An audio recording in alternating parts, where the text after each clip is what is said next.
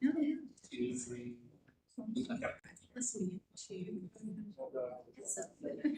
Can I do the minutes? Yeah, but we. Well, Colin was missing. Yeah, but still. We're good. Thank you, everyone. Where's the, where's the, camera's not up there. The camera's right up there, yeah. They can hear us. It can vary. Okay,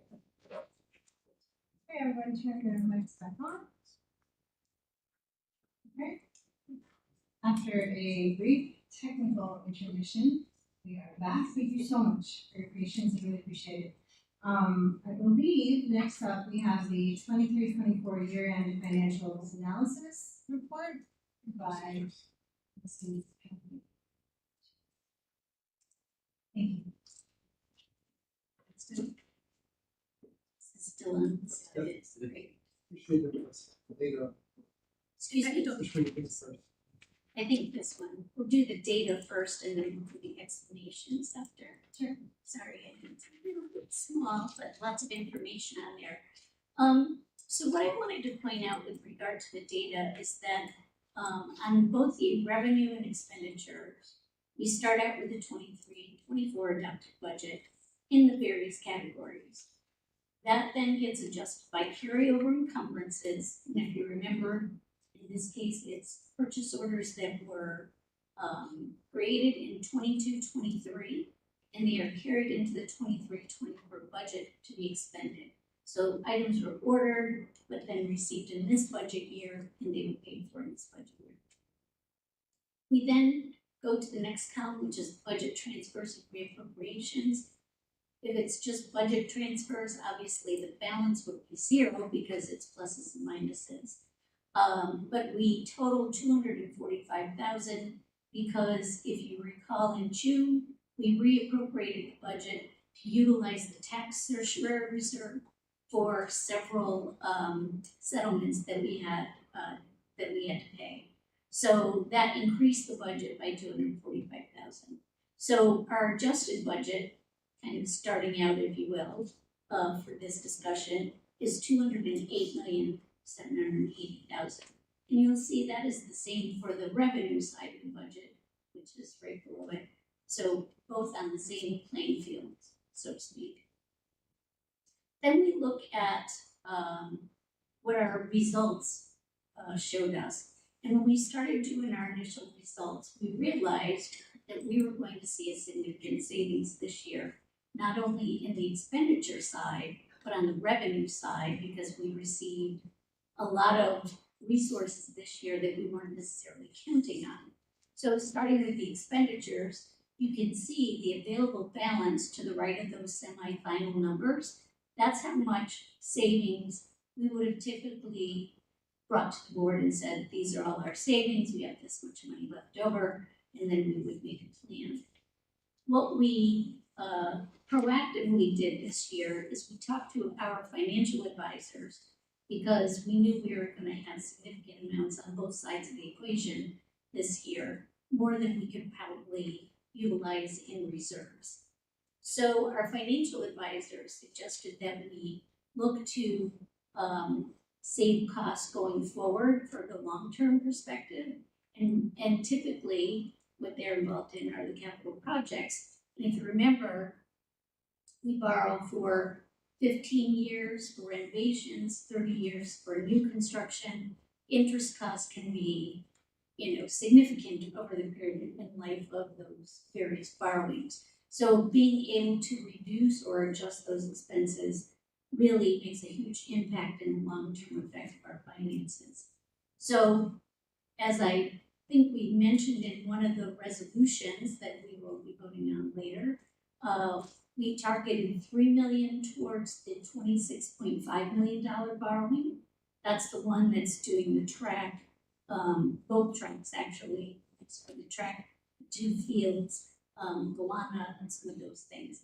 So we reduced our borrowing by $3 million by utilizing some of these savings here.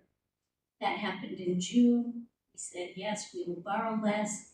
Monies came from the general fund via interfund transfer, and that's what we intended to use those monies for.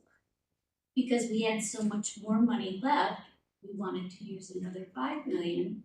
Similarly for the 55 Maxwell project, because it is so much bigger and will be a longer period of time of borrowing. Any impact on reducing those costs will only be a positive for the district going forward, especially knowing that we're gonna need additional capital project referendums going forward in pretty short order. So, so for the expenditure side, we utilized $8 million of those savings and basically brought our leftover balance on the expenditure side, available balance, of $299,000. So in essence, we expended 99.86% of our budget.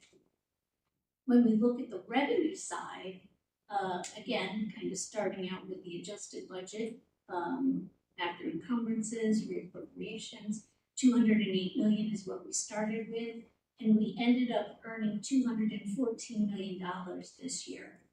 There's several reasons for that.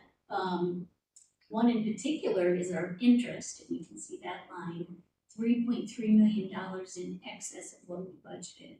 And when we were in the process of budgeting for this year, we didn't know where interest rates were going. Our tendency is to always be conservative. We knew that we were going to be able to make that kind of money. Hooray. But again, it's an opportunity to use some of the savings for flexibility going forward. We had some other reasons that we had savings, but in essence, you can see that in the end, we exceeded our budget by $5.6 million. So those savings we were utilizing more towards our reserves. So we'll talk about that in a moment as well. So the next page will show kind of like the next step.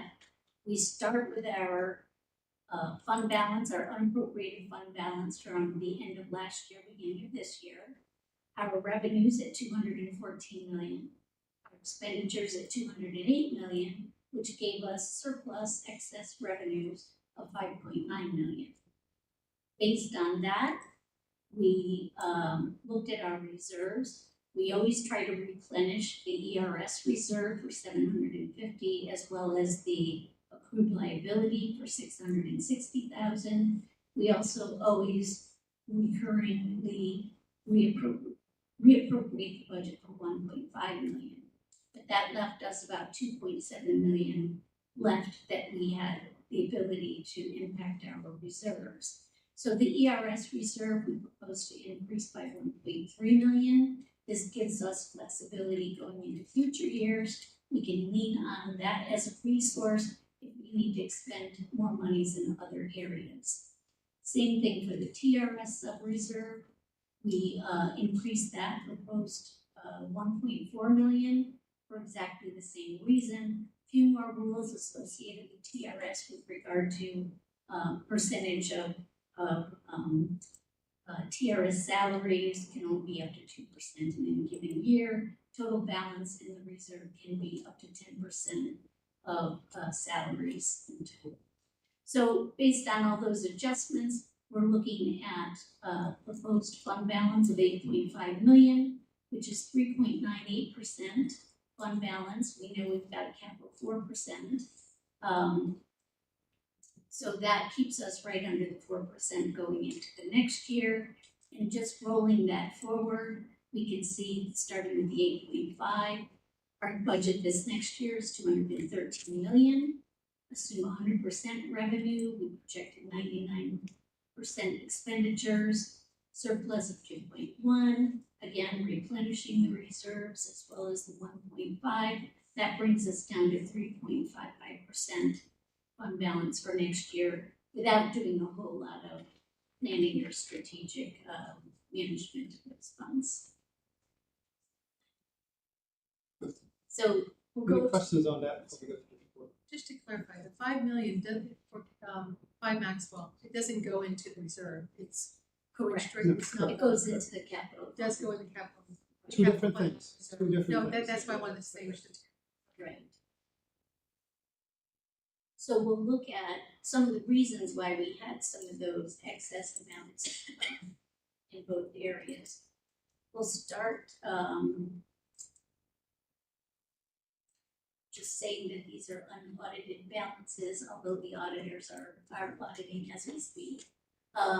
As we always do, we look at our salaries first, instructional salaries. You can see, and I looked at the differences between our adopted budget and adjusted budget. Totally before we did the interfund transfers, because we utilized all those savings elsewhere. But just to give you a sense of where we ended up as we actually expended our budget. So we had about $2 million in savings from our adjusted budget.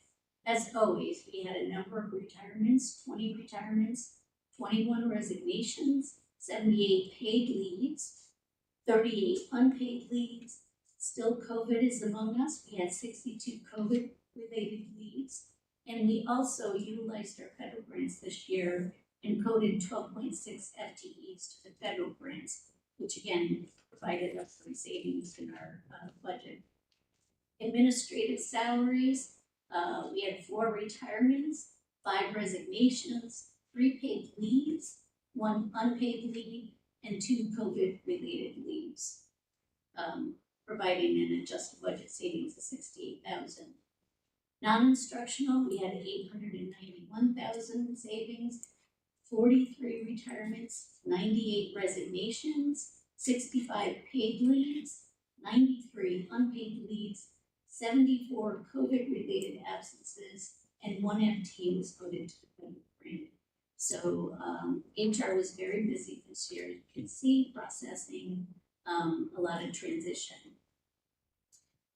Under the benefits, we had about $2.1 million in savings. Health insurance is one of the largest items in that budget area. Health insurance savings was about $1 million from the adopted budget. What's that total cost of health insurance? Pardon me? How much did we spend for about 30 million? It was about $30 million in health insurance costs. And what I wanted to point out, we budgeted 10%. It came in, our actual percentage increase across the board, 3.42%, but we received prescription rebates of $2.97 million. So that really helped us quite a bit with regard to our health insurance costs. Is that new? Pardon me? Is that new or no? It's not new. We've had rebates every year and we always look at them every year Okay, so this, and renegotiate. this is new because of how much? That's significant. Yeah. Right, significantly more. We actually work with BOCES, with that coalition. We found, another avenue that provided us even more savings. So we went with that and clearly paid off for us this year. We also in this category had our switch from Humana to Anthem mid-year. We thought we'd have more savings with regard to Medicare Advantage plans. We did a mid-year transition to Anthem because of all of the negotiations between providers and carriers. So we're hoping to remain stable with Anthem at this point. You can look at some of the others, not as huge savings, but certainly all of the associated benefits like the retirement systems, Social Security, those things are savings as a result of savings in salaries. Equipment, if we drop down to there, our difference from the adjusted budget was $31,000 in savings. You'll see a difference that we overexpended from the adopted budget of 1.1, but that's because of carryover encumbrances. So we didn't overexpend, we brought money over from the prior year to add to our budget for this year. Contractual services, I'll say our big savings area, if there is one, was utilities at $597,000. We actually, from our adopted budget, overexpended. Just a lot of overexpended areas, as you can see for each of those things. Transportation for athletics, judgment claims, general liability insurance, all those things were rising costs as we expected but didn't want, obviously. Textbooks, even though we're showing some savings there, we do have the ability to move our expenses around to other instructional materials lines that allow us to maximize instructional materials aid. So we fulfilled our plan, so that area is actually in good shape. BOCES, we had from our adopted budget, 477,000, but 452 from the adjusted. Again, nothing large there, but certainly big pockets of savings in those different departments. Supplies, again, some various areas. Transportation, I think that was supposed to be fuel, because then there's other transportation supplies were overexpended. Nothing in particular, just a lot of smaller things. Transfers to other funds, this is where we started talking about, what we did strategically this year. Special aid fund, we did have some savings, as we have the last couple of years. This is our contribution, our 20% contribution to the summer school program, which is covered 80% by the state. We didn't spend fully there, so that's good. The big area, as we said, is transfer to capital fund. So we propose to increase that transfer by 8 million. Again, to defray the costs for both of the referendums as we move forward. Debt service was fully expended as budgeted. School lunch, we did have, I'll say, a profitable year, even though we intended just break even. But we did have some additional help that needed to go to the school lunch fund. How was that impacted by the schools that were designated? Everyone be 5 months, because I know 4 buildings were designated for free lunch. Those were fully paid for by the state, Okay. so that did not impact any help with the meters. And then going to the the revenue budget, which we realized 102.7% of the adjusted budget. Property taxes pretty much right on target. Pilots, we were over budget by 120,000. We just got a little bit more than we expected. Excuse me. State aid, you can see the various categories there.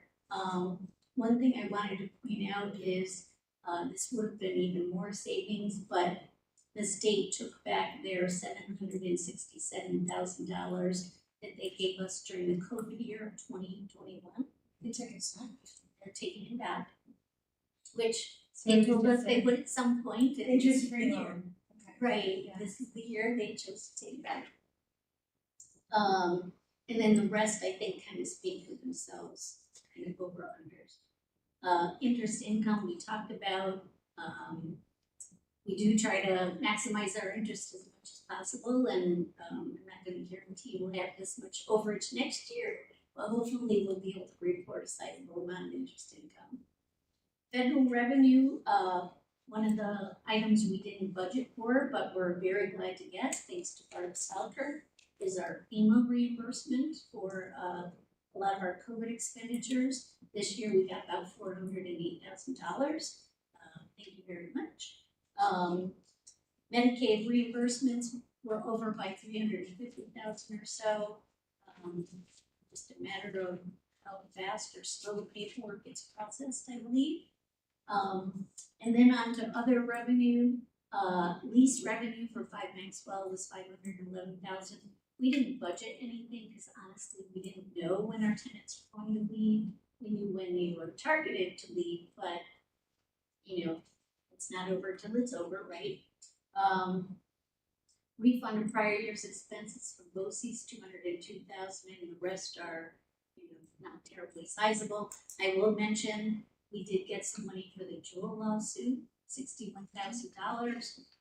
We are continuing to get payments for that lawsuit, which was a class action suit. So we will see more revenue for that this next year. And then looking at our, our bottom line, so to speak, again, our expenses were at 99.86, revenues 102.7%, operational surplus, we talked about 5.9 million. With regard to reserves, We only, we had no change in workers' comp or tax surcharge reserve. We get tax surcharge in cases every year, but we didn't get overabundance like we have had in certain years. But we did propose to add 1.3 million to the ERS reserve and 1.45 to the TRS sub reserve. And that's our plan for the upcoming year. This puts us in a great position going forward. We know we've got some absolute expenditures coming up with some of our capital projects, EV buses, ERS, TRS costs, health insurance. Some things we can control, some things we can't, but this will put us in a good position to transition forward for years to come. I don't want to put you in a spot, but I'm curious, how much do you think we are saving interest by drawing down our debt early? Are we Well, talking like it's a good thousands of dollars? Oh, definitely thousands and thousands. It depends on what kind of interest rate we get, obviously, and what we ultimately borrow. We were looking at, I think, the debt service during the budget process and how much interest we're paying projected for the $55 billion project. I mean, it's giving heart attacks. So I think the other side of that point is actually probably more important is because of a decision like this, it allows us to borrow at a significantly lower rate. So it's the whole credit score thing, right? So someone with a 500 credit score versus someone with a 900 credit score walk into the same bank, and one person probably can't even borrow, but the other person the bank would gladly give away money to because of the credit piece of it. And we right now we have the highest rating that schools can get, and a lot of it's because of the fiscal health of the school district and the forward thinking piece of it. Things like this, when they look at this, they say, "What's the plan for reserves? What's the plan for fund balance? What's the strategic plan and thinking behind the organization?" So that's where I think because we're going to borrow money all the time for capital projects for different things, and so the question is, can we borrow money at the cheapest rate possible? And I think that's the thing we try to do. So we try to balance both, be able to borrow cheap and try to pay off fast. Do you have any other questions? Thank you so much. Next up, we have permanent district emergency response and safety planning.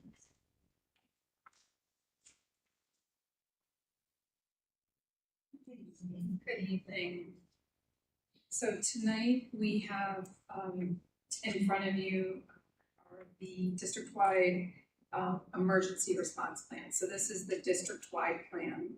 We are bringing this forward again because there's several new board members, and we wanted to refresh everybody's memory and provide the background regarding the district emergency response plan. And this is a plan that is reviewed annually and updated annually and does have to be posted on our website. In addition, Dr. Robinson just had the schematic up there of that we have shared there for our response planning document right now. The policy and the regulation information is there too as part of the review process. And in addition, we also have the district safe committee members that again have to go yearly for. And that's what we are recommending for approval tonight. Thank you. I just wanted to point out there's as far as I can tell, there's over 44 people on the safe committee dedicating time and effort on this, and it includes a variety of acronyms from the PTA to the SROs, teachers, parents, just a bunch of students. And in addition, we have Naomi and Gustav, who is absent tonight, and also Mary Coleman, have donated their time to this. Very important. One of the things that I also want to point out with this too is the update to this document and updating the district's safety website, which we've published new this year and have put a lot of information on there for staff, students, as well as parents. Is that available from like the main Shen Yep. website? Yep, it's right on the right-hand side as one of the major links. Great. Yep, right there. When you scroll down, it's right there, safety. And that brings you to the district's website, and we have built this out so that it's easy to navigate, and also there's information for parents, talking points, information about our emergency responses, our policies, regulations, code of conduct, resources for staff, how to talk to students in your classroom, and more importantly, the last part, which Dr. Robinson has scrolled down to, is how do you report when you see something, say something. We have several ways in which people can report, which is the safety email, which is definitely utilized. We have a form that people can report. We have the QR code, which is a decal that's on the front of every door, which was an outcome of our district SAFE committee, where people can have the security number, which is 24/7, as well as going to the website to get information. That's excellent. Do you notice that is the email account monitored at night? It's monitored by me, yes, all the time. Every 8 days. Yep. That's wonderful. I think it's always important to note, right, although you see us, this is a subsection, this is a very multi-section SAFE plan, so there are pieces that we cannot divulge, we want just for the safety of our schools and our teachers and our students. So, and I know this is a hot topic right now, just because of what's going on around the country, so. Yes. Yeah, there's a lot we don't put on, right? Interesting. Correct. So for confidentiality purposes, absolutely. Thank you. Thank you. Thank you. Next up, we have a, so way too excited about this. You're not gonna read all of them, right? Well, there's 34, so I doubt. You are not gonna read all of them. She's not gonna read all of She's. I have been saying that since Gary read all of them. Remember that, Naomi? I do.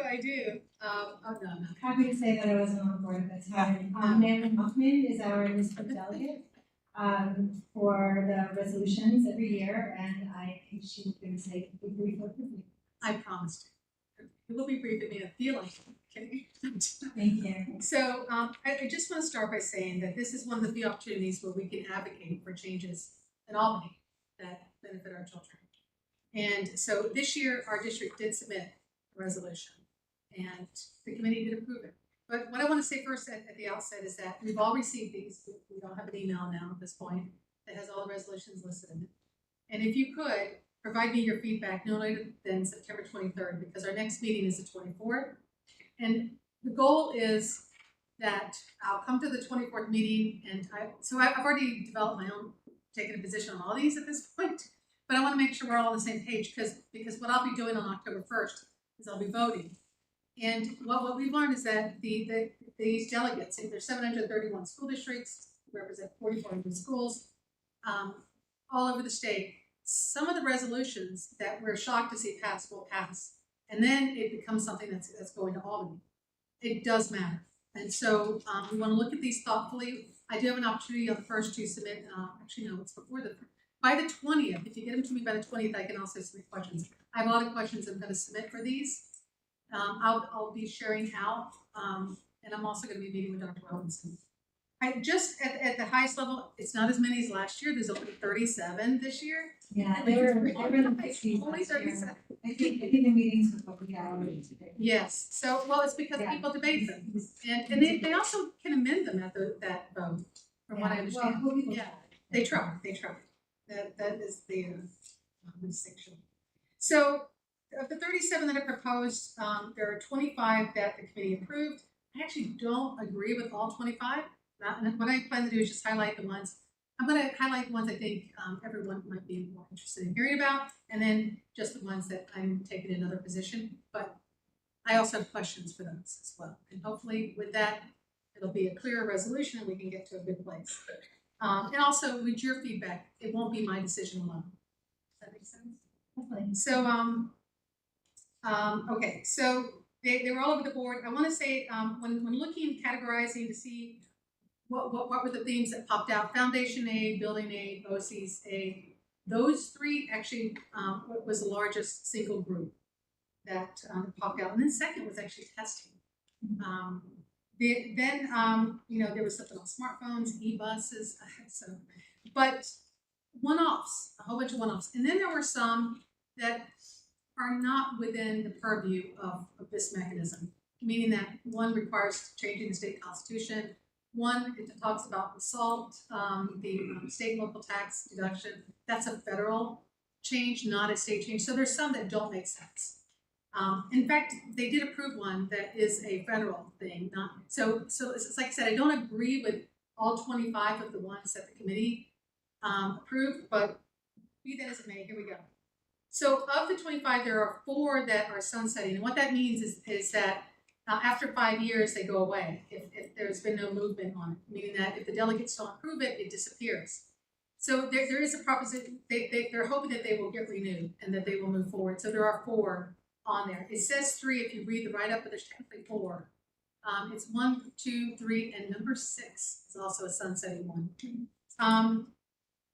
But the ones that I think are of particular interest is that the one on the hybrid bus, on the buses. So that one is number 10, and that one is proposing for changing the state mandate on the e-buses, and we all know that what that mandate is as far as by 2027 we only purchase e-buses, and by 2035 we have a 100% e-bus fleet. Well, this one is proposing that they change that to include hybrid options, which is brilliant, because as the committee comments, that is already, there has been testing to support that. I mean, that's been out since like 2008. So I think that one's a really good one. That's encouraging. It gives us options. It is a good compromise. Another one that I thought would be of interest is the one on smartphones. That is number 12. And for that one, it's talking about supporting more policies that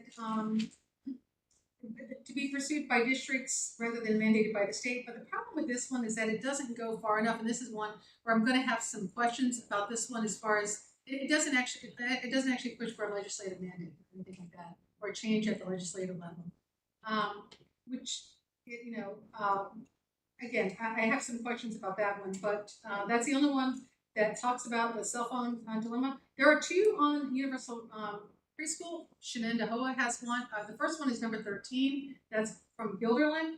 And that one is proposing that school districts with higher demand than spots available be permitted to prioritize to those economically disadvantaged or English language learners. And I think that's a great one. Because right now, That's right. The lottery is who's in, whoever's name is drawn, that person's in. There's no consideration for economic disadvantage or other needs.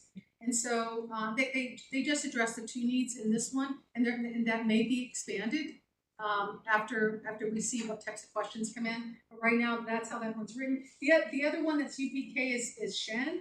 Thank you to Dr. Robinson and his team, and also working with Petra to draft this one. I think it's really well worded. It's this one is specific to funding expenditures to increase the per pupil expenditure limits for state universal pre-kindergarten, which is currently at $5,400 per student, to mirror the provisions allowable at the statewide universal full day pre-kindergarten level, which is that 10,000. Right. Between 7 and 10. Oh, it's between 7 and 10,000.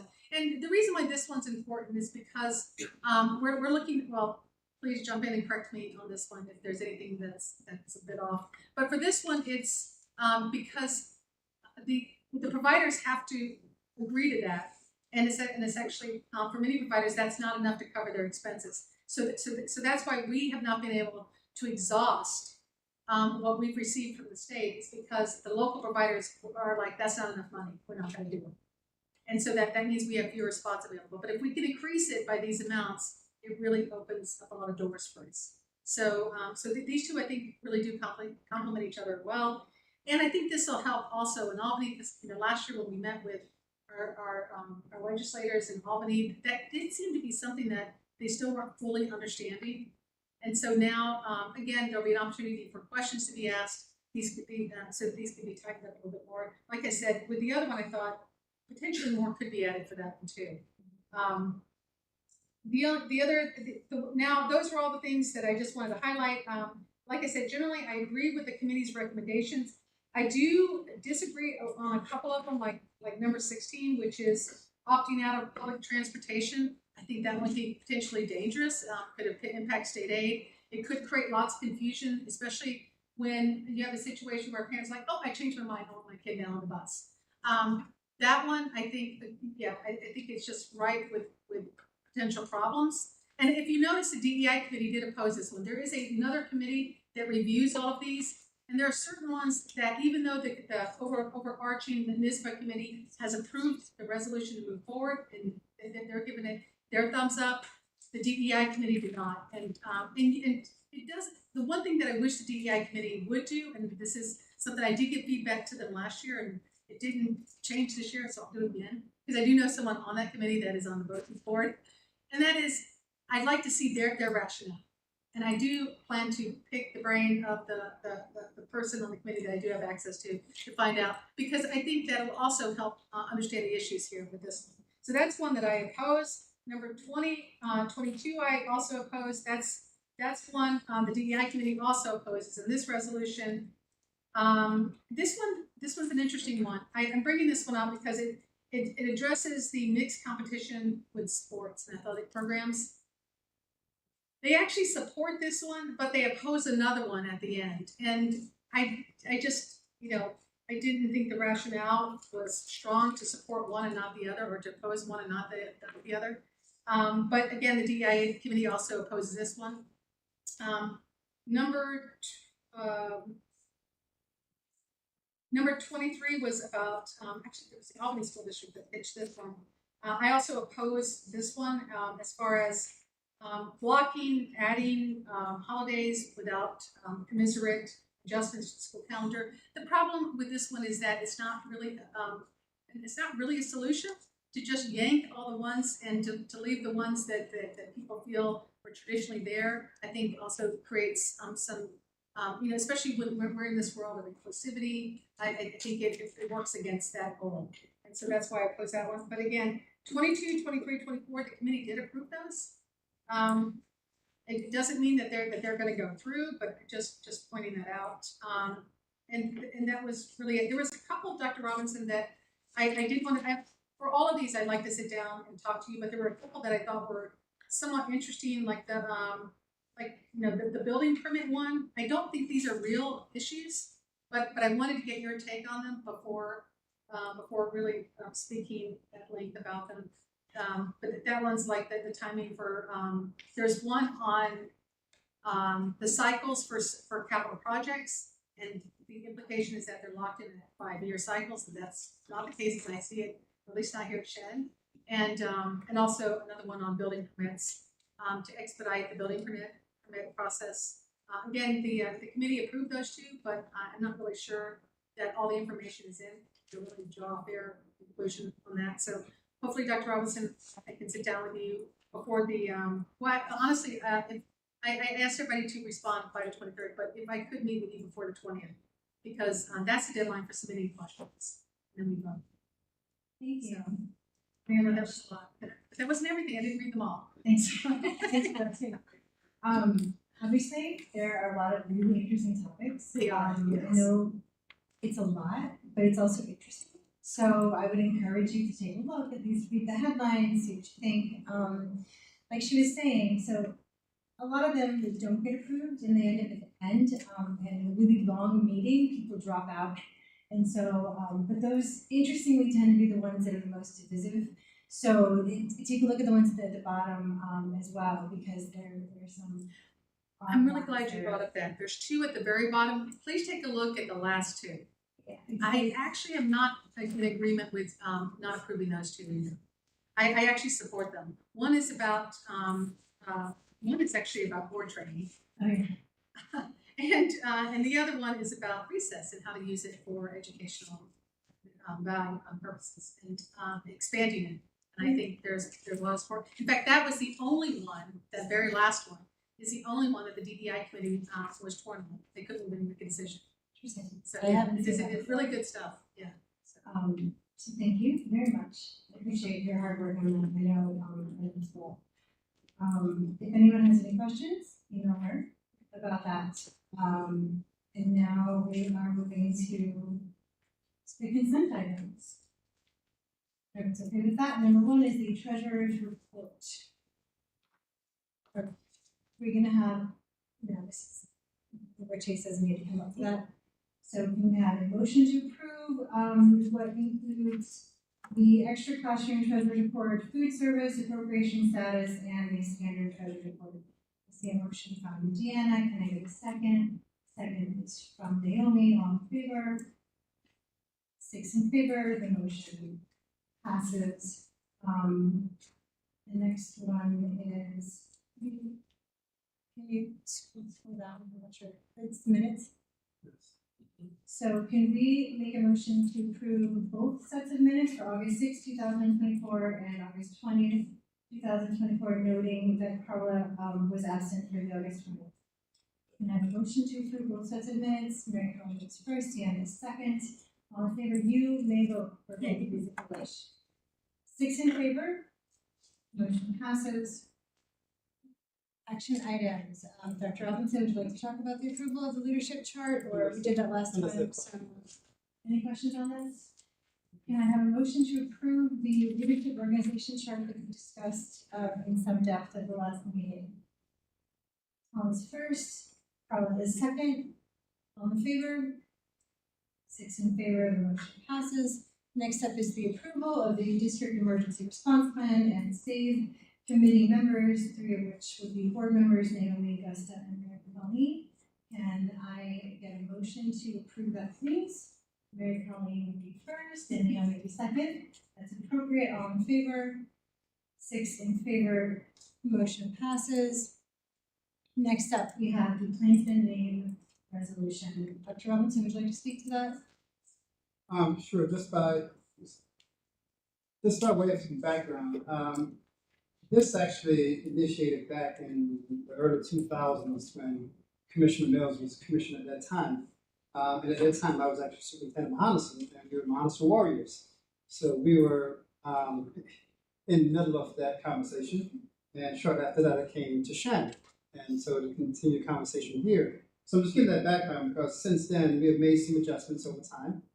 Moved away from what was some people thought, and I probably agree, some less than appropriate logos that was depiction of indigenous people. The reason I'm making that point because that's the point that CD is making right now.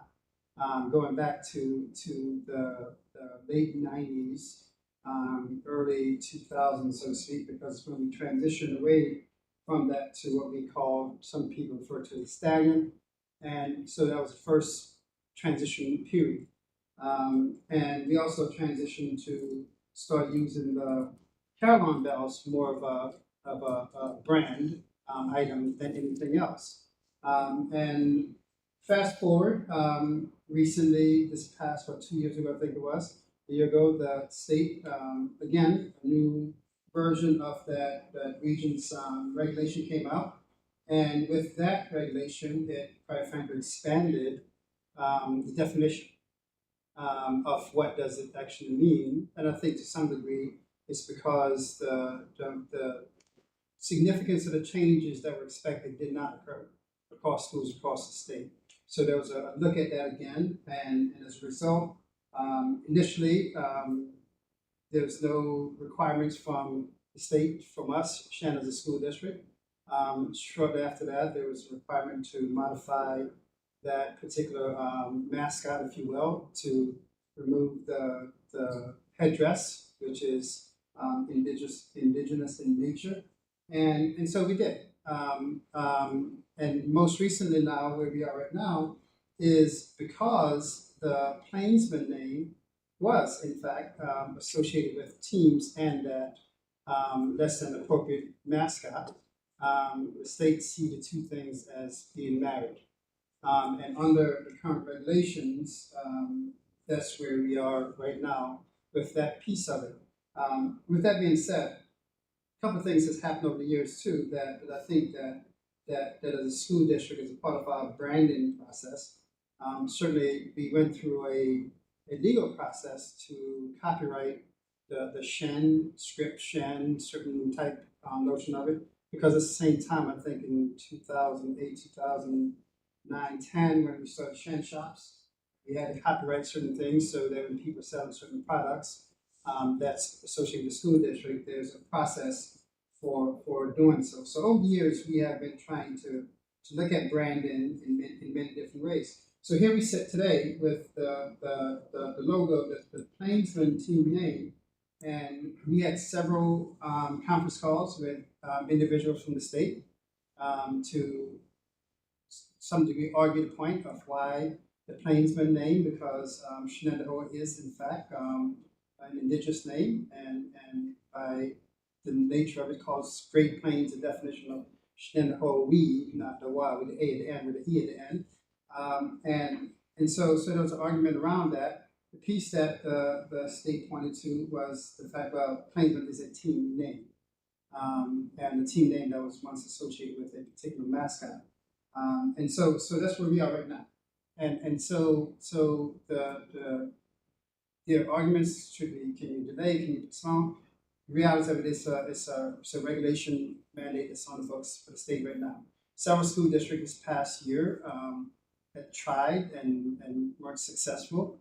There's still a couple school districts on Long Island who are still trying through the courts to see if they can get this legislation, regulation modified, lifted, or otherwise. We'll see where that turns out. As a school district, we have taken some proactive steps in terms of looking at the word plainsman and where that plainsman exists. And the reason why I say that is because in our conversation with the state, there's a recognition that we're talking about, when first of all, we're not talking about erasing history, period. The history is the history of the school district. And while anyone could go back and do hindsight, say we could have, would have, should have, the reality of it is the history. And so it's not a conversation about erasing history, because we do have, ironically this year, 75 years of rich history. And most of it, which we're extremely proud of as a school community. And so the question then is, what does moving forward look like?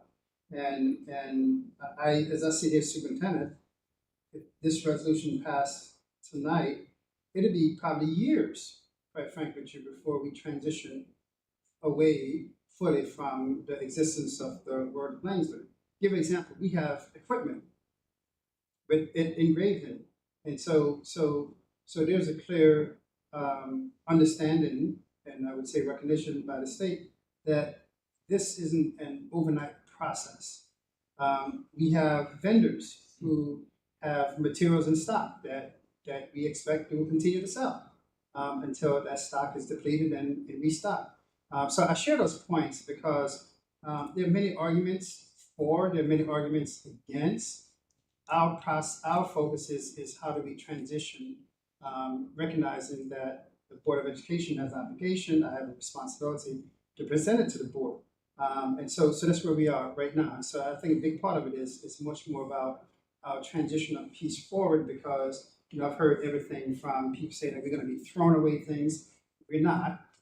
As things are outdated or need to be replaced, otherwise we made a decision. No different than when we changed the logo with the stallion. We have teams and team jerseys that are relatively new with one on it, and I know that sometimes it seems like it send a mixed message, and that's why I use the word transition, because anything like this is a transition forward. It's not a transition back; it's a transition forward. And so again, the resolution language was hopefully written to recognize that piece of it, because I think that's probably the biggest piece of it is where do we go from here, so to speak. So I'll stop there. And the question that you have related to the resolution language, otherwise we want to try to address it. Can you explain the process for which, and I'm sure you have, why we cannot go against state regulation? Well, I mean, as a school responsibility,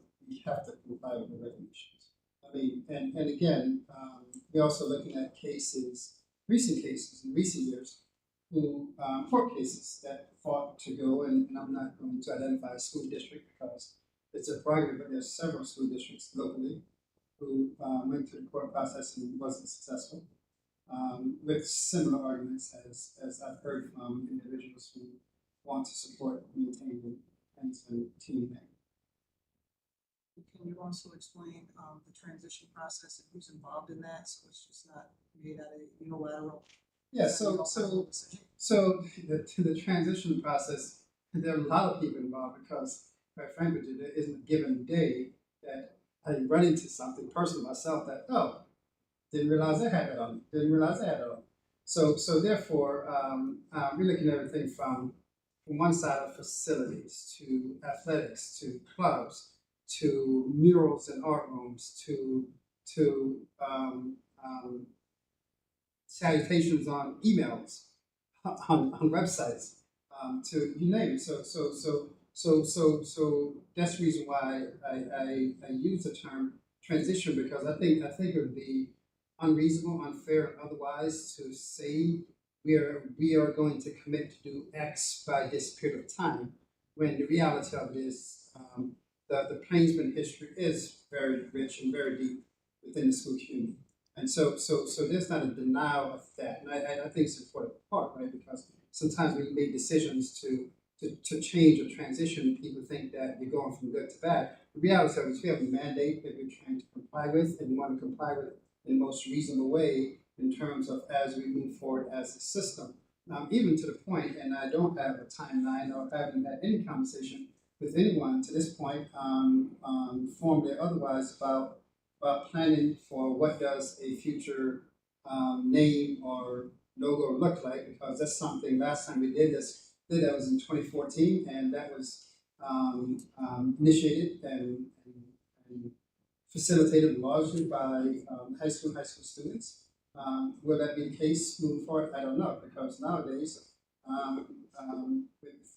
with the ability to draw in more input from more individuals, we may actually expand that process even more so. So going back to what you just said, as far as what your thoughts are replacing Plainsman, this is just agreeing that Plainsman will not be the name Moving forward. But what is the next? What are the next steps for? What will the district be doing? What are athletic teams going to call themselves? Well, And, so that. tell me right now, and again, I don't speak for every student athlete. I know professors do, and I don't speak for every coaches. And I would say that the Plainsman name, the Shen name, is just as popular as Plainsman.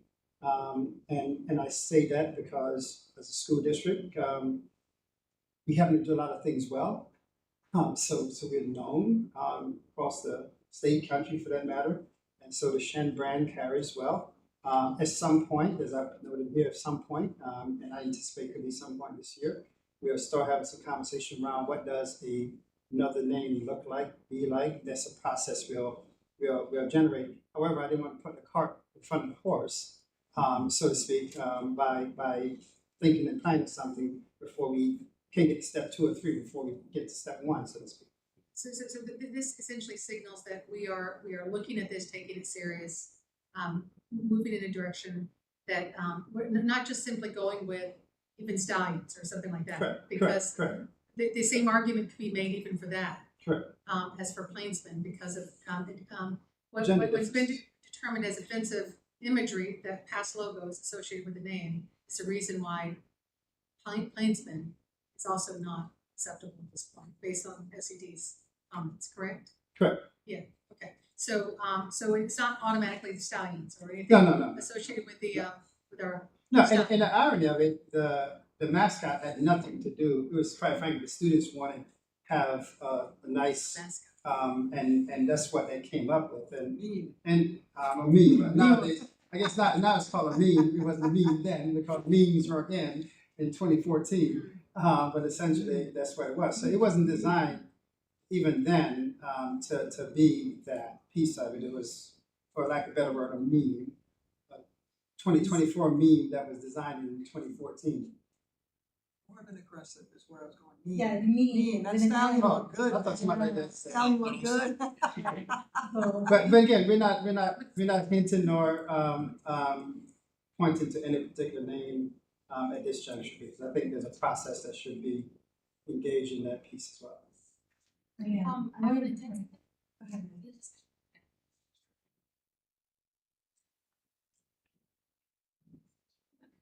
So I understood the same thing, which means that I give a student opinion, and although I don't know the entirety of the student opinion, me being on the board, in my opinion, is equally as important. So we are the plainsmen, and as Dr. Robinson was saying, that like other schools have like tried to tried to go to the courts and like keep their name, and they didn't achieve it. Dr. Robinson knew what I heard was that like, oh, these other schools they tried and they failed, so we shouldn't go to the court because we might as also well fail. And to me, that doesn't feel like a board trying to change things. It feels like a board trying to keep things the way they are and just stand in the way they are. I also did some reading, like in the Plainsman, and like a lot of other states have been doing this, engagement of indigenous names that were derogatory, and a lot of these other states, and it might have been New York, but like I don't know, it could be like 99% chance it wasn't, but within the directive that they like wrote out the outline is that if you had like approval from a local tribe to be able to use the name, that you would be allowed to use it. So I don't know if the board has already done that, or that if the board took the chance to go to the courts and try to do that, that you could keep the Plainsman name because it is tradition that we are in Plainsmen, and we should try and keep that name and not just do what the higher ups say and just stay under the radar. Very well said. I also believe in that the Plainsman, it is an indigenous name, and that with the history of it, but as well, Shenendehowa and Shenendehowa and Acadia and Moana and Coda and Tazaga, and all of the names that the schools are indigenous. So at one point, if they're getting rid of the sports names, at what point do we think that they're going to get rid of the schools names? And then it's not just Shenendehowa. Shenendehowa, we have to change. They're going down this list of what needs to be changed in indigenous. At one point, that is an option that they would probably have. And so then what would you do at that point? Because that is a much greater change than a horse mascot. That's what I'd like to say. Susan, did you want to respond? No, it's not necessarily a response to her, just a clarifying point. It's not about any indigenous word or name. And again, it's not it's not a rational justification. It's the state piece of it. It's the association of the name with a mascot that was a mascot for the team. That's the point of this whole piece of it. Because in the late 90s and probably prior to that, that quote unquote, I'm going to use Indian mascot was the Plainsman. And over the years, when that disappeared, the word stayed. The association with that particular mascot was once upon a point. And the argument that we had in the state was, okay, well, we can't go back to 99, but I can tell you from 2005 forward, there hasn't been an association of the word Plainsman with any mascot for that matter. In fact, our current mascot is a horse. So to exemplify the point, so that's again, I want to make sure that that's the piece that we understand as we sit here.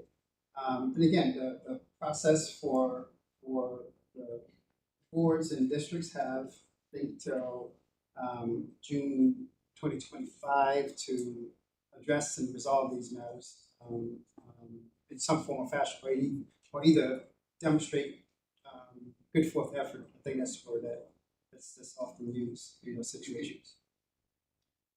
So let's go back again. I'm sorry to keep, I don't mean Could you do Finish it? that first part. Can you get a little bit? Yeah, oh, I'm sorry.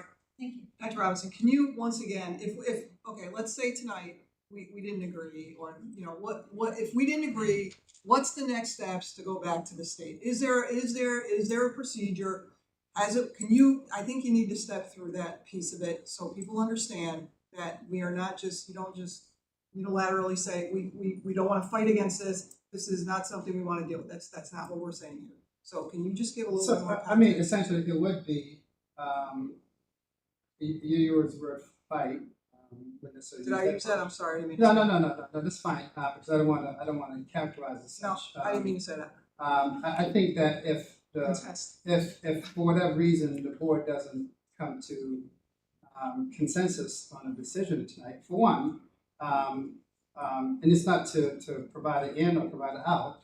The reality of it is the board isn't compelled to act tonight, next week, or the other week. The board just has to act at some point on this. If the deliberation of the board, back to your what if scenario, it will be, quite frankly, true. We revisit all those meetings again with the state education representative and their attorneys and our attorneys, and we'll be, quite frankly, at that point engaged in a legal entanglement, and I have no idea where that would go. So that's the only next step from my viewpoint, my understanding of when we have a protest to regulations. And so that would be a potential next step for the school district or for the board. So I just want to point out, no one has mentioned yet, state ed has carrots and sticks. The stick for this would be they would pull our stadium, which would be potentially tens of thousands of dollars, hundreds of thousands of dollars, and they can also remove Dr. Robinson as an administrator if he makes it. So that might be a carrot. So Thank you. When I say, give me, I wanted to hear, I needed to hear that. yeah, That's what I needed to hear. yeah, this isn't Thank you. yeah, no problem. And Dr. Robinson is right. Schools have fought this, have spent thousands of dollars, maybe tens of thousands of dollars to fight it in the court system. And they have universally failed or in the process of failing. Not to get too into the weeds, right? But Chevron deference was mentioned. So I wanted to say, the Chevron deference basically means that when a regulation promulgated by a state education department, for example, if that regulation is unclear, then in the past, the courts would defer to that in the interpretation of the education department. The regulation here is not unclear. It is crystal clear about the requirements. So any attempt to fight it in the court system would be fighting against a clearly delegated regulation that was promulgated under a clearly delegated state law. It's a massive uphill battle. Not to say that it's not a battle that others have fought, but from my perspective, it's an overwhelming challenge to fight against the regulation that is currently in place. And I think that the other thing that leads to this with the regulation is that it was last year that the timetables were revisited to requiring compliance. That kicked in, I thought, in the spring of last year. I don't know. Yeah, Dr. Robinson, I'm just looking, there's a 2025 date, I think it's June 2025. June 2025, where everything has, but that's when they added specificity to when things had to happen. I just want to say, as a member of the Board of Education, I'm the only one, I believe, that sits here as a Shen alumnus. And people who know me as a nostalgic person. I'm looking backward fondly with pride, particularly on my time here at Shen. I played on sports teams, and really, again, a really valuable experience in my life. I do think it's important, and as several people have said, that this is not the will of Shen, but the will of state ed. And I think we need to recognize that what we are in control of here is whether or not we frame this as a loss or as an opportunity to evolve. Because the pride isn't going anywhere. My pride in my alma mater is not going anywhere. And regardless of the process that you discussed earlier, and what that might look like to determine a new mascot and how that might unfold, I can guarantee, I have no doubt that it will be done with the utmost respect to our 75-year history. Yes. Again, I would love to say, not have been here last year, and the year before, 5 years before, when this all came out, and it started being an issue, much more of an issue than it was before. I agree with Councilman that the moving forward is not taking away from the pride, from the culture of the district. It's not all wrapped up in the word. Yes, there's meaning behind it, but we can use that meaning to move forward. We can hang on to what is important, and what we can really move forward with, and still hang on to what the most important stuff that's what the culture is, and what the feelings are. And like you said, how you still have the pride, and it's going to grow. It's going to be even more, especially if, and we can work with this, if the down the road, as we're working on it, everybody is involved. Everyone gets a piece of the pie, gets a piece to say. And I'm hoping that that'll happen, and I hope we can talk about it. It's going to happen, whether we fight for it and lose. We fight for it and win something. I don't know what we'll win, but it wouldn't be the same. It just wouldn't. I don't think it would be the same with what we've just been living with. We could add to that and make it better. That's my thought. Thanks for that. Thank you. If anyone else like to say something?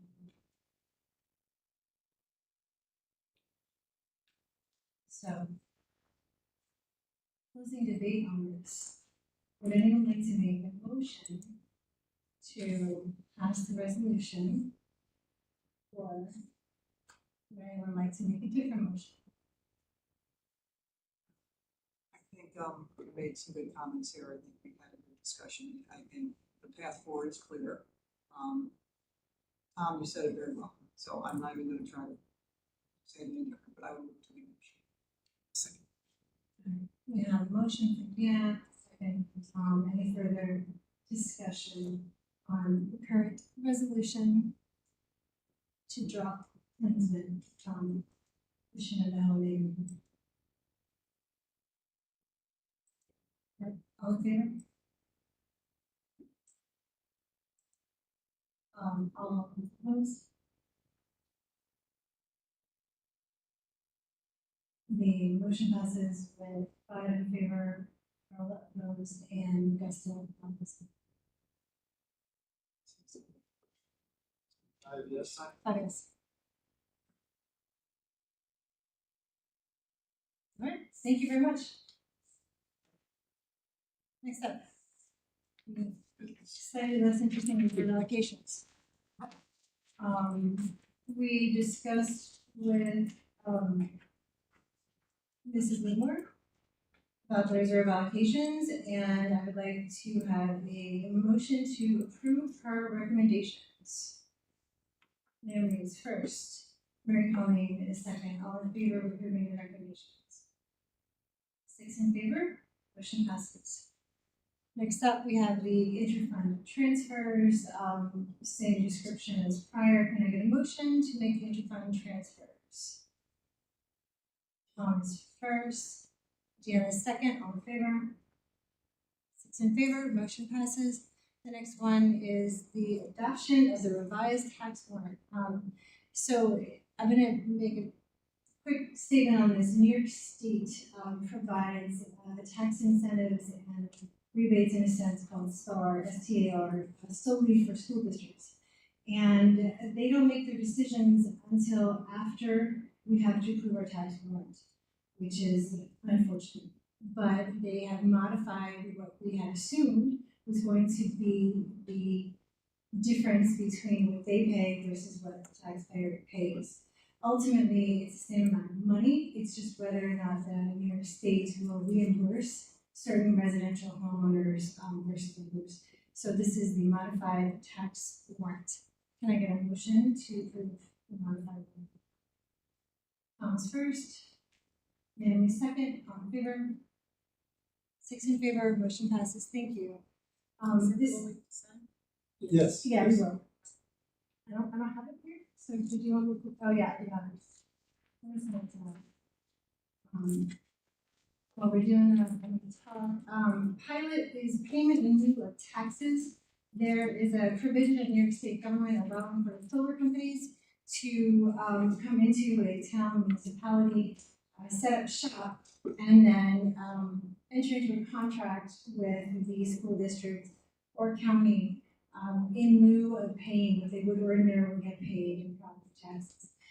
We have one on the table with Kruger Industries. I'm actually going to abstain because I negotiated this one on behalf of the county as my, in my, county attorney. So I'm gonna ask for a motion to approve the solar pilot. Naomi's first, Deanna's second. All in favor? That would be, 5 in favor, 1 abstaining, 1 missing. The motion passes. I think it's a great thing. So I'm really happy that we didn't opt out of this. Oh, it's, So, yeah, yes, yeah. it is, it's fantastic, and moving forward, I'm gonna send all the solar companies our way. Yeah. They start with your house. Correct, correct. I don't get anything. No, not from that. Yeah. Can I, have a motion of the capital project change order? Can I have a motion to, that I believe is just about $23,000 modification from the remnants of the tri-building construction. Deanna, I'm sorry, Naomi's first, sorry about that. Mary Colleen is second, all in favor of the change order. Thank you, motion passes, 6 in favor. We've got natural gas and plumbing work. I actually have it clicked through. I'm assuming there are numbers on there now. Right. Excellent. So these are bids for plumbing and natural gas for the 25. Yeah, we're lucky for. So we lock in our prices, it keeps everything nice and even, and we have, payments that we know we're going to exist for the labor. That's being one of those commodities that changes the market. Can I have a motion to approve the natural gas and plumbing work bids? Tom's first, and Mary Colleen second, all in favor? 6 in favor, motion passes, thank you. We have 3 contracts with companies for educational services. One is Great Minds. Do I do these separate or? You could go together. Together, excellent. So 3 contracts, Great Minds, IMS CDWG, and the special education tuition contract with Interhyde. Can I get a motion to approve all 3 of these as a package, please? Naomi's first, Carla second, all in favor? 6 in favor, motion passes. We have scholarships and local grant donations, which we will be accepting and approving with gratitude. And you, yep, click on that for me.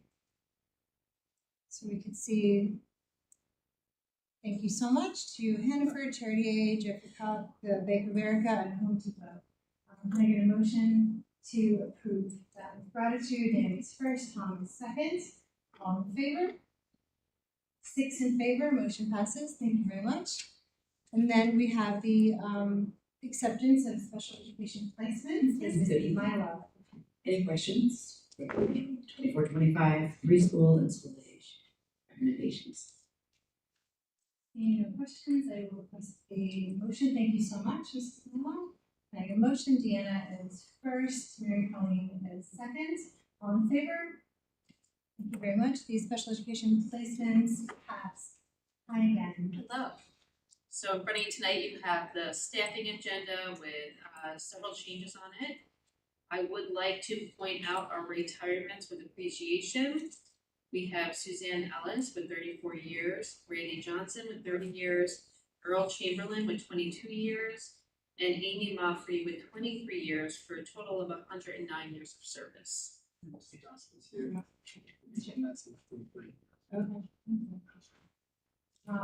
That's amazing. We appreciate all of the effort and time and years of service, and I'd like to get a motion to approve that with, again, with gratitude. I said Naomi's first, Tom is second. Any comments? It's very exciting to hear, especially to have one of our attorneys.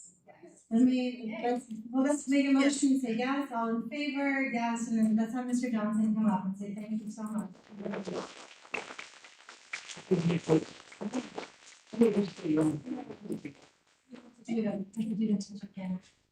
Congratulations. My husband was at that. Thank you. Appreciate it. Right. I think Mr. Johnson was fortunate to have two of my kids. Just one? Oh, that's right. That's when I found out there's a rule that no one teacher can have more than 2 Robinson kids. Thank you, Ryan. Appreciate it. That is what we're doing. Thank you so much. All right, this is the second of our 2 comment periods from the public, and then we want to come up, say rules. Seeing none, I'm going to close the public comment period for the second time. So this is for the good of the order, where we shout out salient district-related matters. I wanted to shout out our transportation department. A couple of days ago, August 29th, the Times Union ran a fantastic piece about one of our bus drivers. And it was so thoughtfully written and described how much more than just a driver these individuals are, and how much of a difference they make to our children, and how they are the first face of Shen that so many kids see in the morning, and the last face they see when they are dropped off at home. I know from my personal experience that the bus drivers can make or break a day, a week, a whole year. And I have had nothing but fantastic experiences with our Shen bus drivers. It's not just one person, it's the entire community, and I think they deserve so much, but definitely a round of applause. So thank you for the transportation. If you have a chance, please go and check out that Times Union article. Mom is coming with a big amazing. I thought it was Times Union, but I thought it was. Was it that? You. I thought It was a good article. It was a good article. Thank you for sharing that. Yes. And the Gazette does great articles as well. Yeah, we'll tell them how. For the record. Second guessing?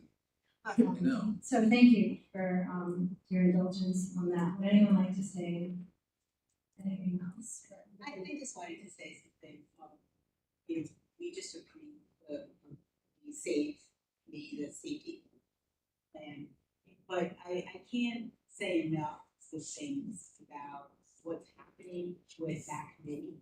The amount of talent and expertise that shows up in that room for those meetings.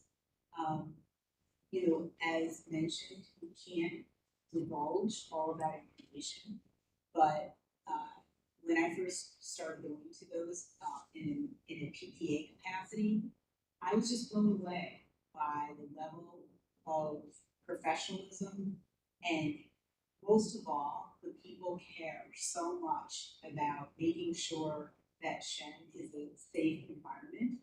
And I think it's so timely with everything that's been happening out there, that to know that we are so proactive as a community. And I do want to say thank you to Mrs. Harmon for her hard work and passion for this, and for all the other professionals who are involved. It's staggering to see that much commitment on behalf of our children. It's really inspiring. Thank you so much. I agree. Was the Times Union about I do have a shout out, but I first want to, I realized earlier when I was thanking all those who helped for the walk, I forgot Ms. Gilead, and she was with us, and but yeah, there you go. But thank you for coming, you were there too.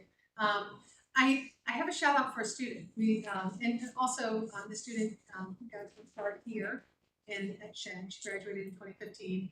Her name is Caitlin Prawl, and she had a very wonderful career here through our musicals and our drama program, and then went on to Fredonia, saying that one, Fredonia, and now is on Broadway. And she's going to be one of the Fates in Hades Town. It's going to be performing at Proctor's in October, so I do plan to go see that. But just a shout out to all of our musical directors and our theater directors. I think that they'd be really thrilled to hear that one of our own has been doing just very well. But when I heard that, I thought, oh, I've got to share this out at some point. She's also a wonderful human being. She comes back from time to time. She works at the university. I do plan to go see her. So just a shout out for Caitlin. Thank you. I know it's a board shout out. Just want to make just a quick comment before we call it night. Because tonight was a kind of a big mixed bag of emotions, right? Yeah. So great stuff around finance, great stuff around safety, and great conversation around the plainsman name. And the point I'm trying to make here is that, and I think Mr. Templeton started going down that road, is that it's the people, the community, the results, the actions, the effort. We just recognized Mr. Johnson here for 30 plus years of commitment to this organization. And so, and I say this not to be flippant to some people, that if I didn't believe in what Shenendehowa as a school system, as a community stand for, I wouldn't be here. And I say that because I think that as we move forward, I think it's something that we have to, the pride is something that's made by the next generation, the next generation, the next generation. And so I don't want us to be mauled in controversy about name yes, name no, this, that, or that, because at the end of the day, what's most matter is the experience that kids are having in our schools. And I think that we all have to take that step back. Do I, as superintendent, want to do a lot of things that's come down the pipe? Absolutely not. But we do those things and capitalize on those opportunities in the best interest of our school, of our students that we serve. So we'll turn the page, we'll do great things, and we'll write a new chapter of history that someday someone's going to look back and say, wow, that was well done because of the people who were there. So I'm not trying to sugarcoat anything, because it's not something that needs to be sugarcoated. It's the reality. And that's the values and beliefs that we as a system is designed on, that we're going to do great things. And the experiences kids have in the system is great. So yes, we'll figure this out. We get through the processes, we jump through the protocols, and quite frankly, we'll grow stronger because of these experiences. So I don't want this in any way, form, or fashion to overshadow the reality of what kids are experiencing right now in our schools, which is great education, great opportunities for engagement, great growth opportunities, so that we have many more kids on Broadway and many other places demonstrating their true talents because they found their foundation and found their promise here at Shen. So just want to make sure we capture that, because I don't want this to be one of those pieces that people walk out and thinking, it's a change. But it stays here. See this? See that? Change. What's that say up there? Shenendehowa. Anyone know? What does it say though? Committed, To excellence. right? That's what it is. So again, I just want to make sure that we capture that piece of it, because I think it's important for us to capture. So thank you. That was really nice.